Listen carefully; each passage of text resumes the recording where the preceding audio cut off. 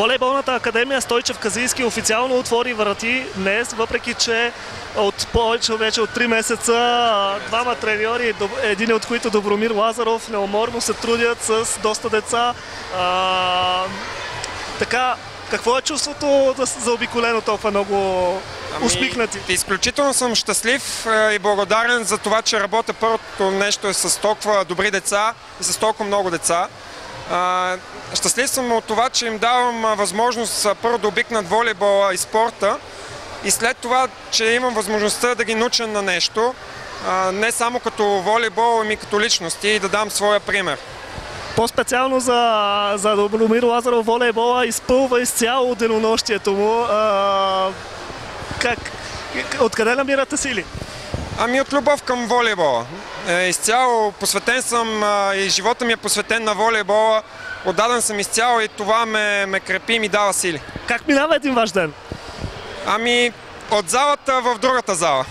Нека да уточним, че все пак волейболът в Божури ще се дължи изцяло на вашите усилия. Виждаме тук помагате в школата Стойчев и Казийски. Някъде друга да изпускам?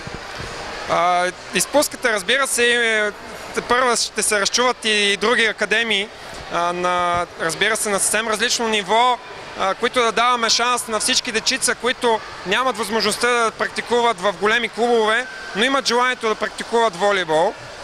Точно за такива академии, но съвсем скоро ще има и такава информация. Знаем и за една друга инициатива, която набира все по-голяма скорост, спорт волей, ако не се лъжа. Да разкажа.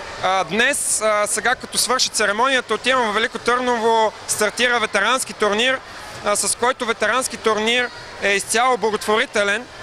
От събраните средства от ветераните ще организираме първенство за подрастващи. Така че взаимно са свързани, те дават пресния пример на малките дечица.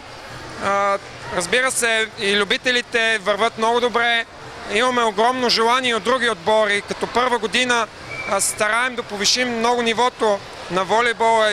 Има изключително желание от цяла България да практикуват волейбол от любители. И последно, слушат ли тук децата?